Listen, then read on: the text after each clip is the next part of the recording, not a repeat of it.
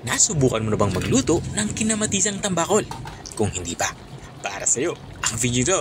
Dahil dito ay magluluto tayo ng kinamatisang tambakol.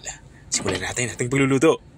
Papainit na tayo dito ang kawali. Kapag uminit na ito, lagyan na natin to ng mantika. Damihan na natin ng mantika dahil magpiprito tayo. This point nga ay sinisimulan ko na magprito.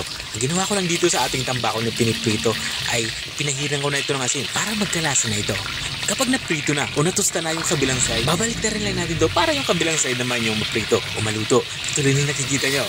At kapag magkabila ang side na yung naluto, ay pwede na natin itong hanguin. Kumuha na nga ako dito ng malinis na lagayan at inilipat ko na nga itong ating mga napritong tambakol. At itong ating pinagprituang mantika, ang gagawin ko lang dito ay babawasan ko lang ito. Magtitira lang tayo ng sapat para sa ating gagawing pagigisa. Pinainit ko nga itong ating natirang mantika at nang uminit na nga ito, nagsimula na nga tayo magisa dito. Unang inilagay ko nga itong ating sibuyas. Susundan ko naman itong ating dinikdik na bawang. Ang ginawa ko lang dito sa bawang ay dinikdik ko lang ito sa kahiniwan ng maliliit. Katulad na nakikita nyo. At dahil nga kinamatisan yung ating lulutuing ulam, dapat maraming kamatis. Kaya naman ay naghiwa na ako dito ng 10 pirasong kamatis. Ang dami, di ba? Ang gagawin ko lang dito sa ating iniligay na kamatis ay gigisa natin to hanggang sa malanta ito at lumambot.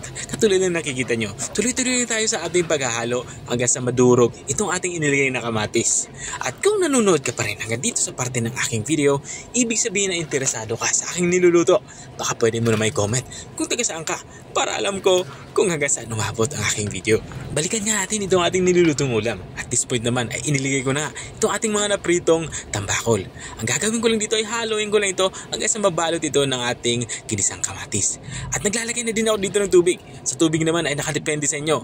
Kung gusto nyo madaming sabaw ay damihan nyo na yung tubig. At tinakpan ko nga ito at sa unang ko lang binuksan ko ulit ito. Dito naman sa parte nito ay magsisimula na tayong magtimpla. Kung pasok na sa ating panlasa ang lasa nito. Para kung may mga dapat i-adjust ay adjust na natin. Kulang nga ito sa alat kaya naglalagay ako dito ng patis. Kung wala kayong patis, okay lang yung asin. Walang problema yan. Naglagay na din ako dito ng pamintang durog. At para sa ating pampalinamnam, naglagay ako dito ng Ajinomoto. Pero ito naman ay optional. Kung hindi kayo gumagamit ng Ajinomoto o bitchin, ay okay lang naman i-skip nyo na yung procedure nito. Dito nga sa parte ito ay para sa akin ay okay na ang lasa nito. Kaya naman ilalagay ko na yung ating mga panghuling sangkap. Ito nga yung ating green sili o siling panigang.